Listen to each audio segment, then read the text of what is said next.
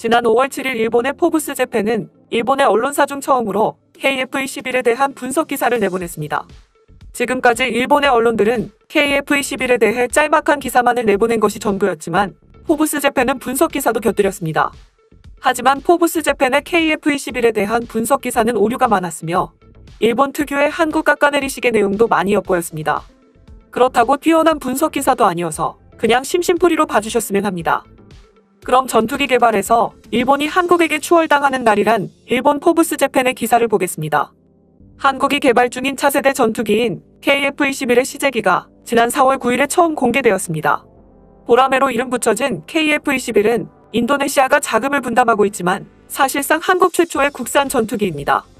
이날 행사에 참석한 문재인 대통령은 우리가 우리의 기술로 만든 우리의 첨단 전투기라며 세계 8번째 쾌거라고 말했습니다. 이 보라매를 제작한 한국항공우주산업은 2015년 인도네시아 등과 공동개발 가계약에 서명했습니다. 당시에는 세계적으로 4,600대가 판매된 F-16 전투기보다 우수하고 F-35 스텔스 전투기보다 저렴한 전투기를 개발한다는 목표를 세웠습니다. 공개된 보라매는 다양한 시사점을 주고 있습니다. 외형은 F-35와 비슷한 형상을 가지고 있습니다. 하지만 일본의 군사 전문가에 따르면 부품 접합에는 스텔스 기술이 사용되지 않았다고 합니다. 또한 무기를 기체 내부에 경납하는 것은 포기했다는 일부 보도도 있어 스텔스기로의 전환은 포기한 것으로 보입니다. 스텔스기는 엔진의 흡기구 형상을 바꾸거나 기체의 레이더파를 흡수할 수 있는 소재를 도포하는 것 등이 중요한데 한국은 현 단계에서 아직까지는 기술 혁신에 성공하지 못했습니다. 일본은 2016년 첫 비행한 스텔스 실증기 엑스트로 스텔스 기술 검증에 성공한 바 있습니다. 지상과 공중이 목표를 동시에 식별하기 위한 A사 레이더와 엔진에 대해서는 미국의 협조를 얻지 못해 유럽 등의 업체로부터 구입했습니다. A사 레이더는 일본이 1980년대 말에 개발에 성공한 기술이어서 지금 시점에서도 한국이 일본의 항공 기술을 아직 따라잡지 못하고 있음을 알 수 있습니다. 하지만 일본의 군사 전문가 중 한 명은 보라매 전투기에 대해 일본이 80년 전에 제로젠을 만들었을 때와 같은 도전 정신을 느낀다라고 말했습니다. 보라매는 F-22나 F-35 같은 5세대 전투기에는 못 미치지만 한국이 위협으로 여기는 북한을 압도할 수 있는 성능을 가지고 있습니다. 북한의 주력 전투기는 첫 비행이 40년이 넘은 미그-23입니다. 소량 보유한 미그-29도 4세대 전투기여서 보라매를 당해내지 못할 것입니다. 또한 카이는 한국과 인도네시아 양군 등의 보라매 전투기 1000대를 판매하여 180조 원을 벌어들일 것이라고 밝힌 바 있습니다. 스웨덴 스톡홀름 국제평화연구소가 집계한 2016에서 2020년 사이에 한국의 무기 수출은 세계 전체의 2.7%를 차지했고 점유율은 미국과 러시아, 중국 등에 이어 세계 9위를 차지했습니다. 일본의 군사 전문가들은 세계에서 F-35를 필요로 할 만큼 엄정한 안보 환경에 놓인 나라는 많지 않습니다.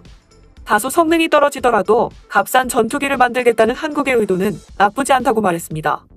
물론 한국에게도 과제는 남아있습니다. 독자적인 전투기를 만들려던 한국에 대해 미국은 좋은 표정을 짓지 않고 있습니다. 한국은 개발에 필요한 25개 기술에 대해 미국에게 기술 제공을 요청했으나 미국은 A사 레이더 등 4개 기술의 제공을 거부했습니다. 미국은 한국의 동맹국이지만 링크16으로 불리는 미군의 정보 공유 전달 기능을 보라매에 탑재하는 것을 허용할지 미지수입니다. 보라매에 링크16을 탑재하지 못하면 한반도 유사시 한미연합 항공작전의 차질을 빚을 수 있습니다. 또한 보라매 전투기는 중국 공군의 최신의 전투기를 당해내지 못할 것입니다.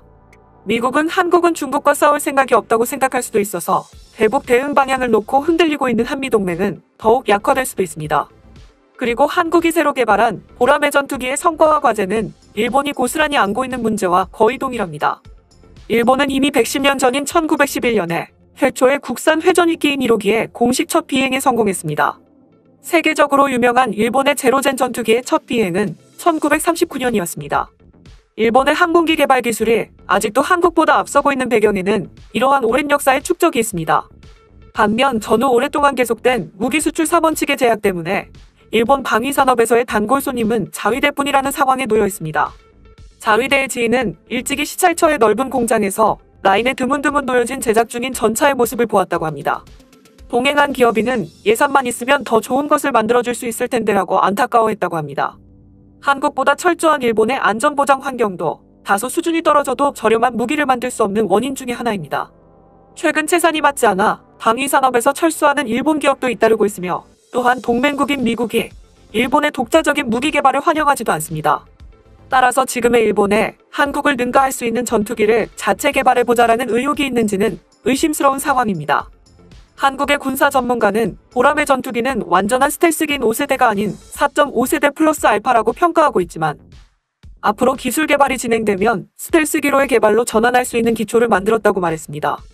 일본의 한 군사 전문가는 아직까지는 일본의 기술이 우위에 있지만 우물쭈물하다 보면 한국에게 추월당하는 날이 의외로 빨리 올 수 있다고 말했습니다. 이상이 기사의 전문이었습니다. 이 기사에서 KF-21에 대한 오류가 몇 가지 보이며 대표적인 것이 에이사 레이더와 스텔스에 대한 내용입니다.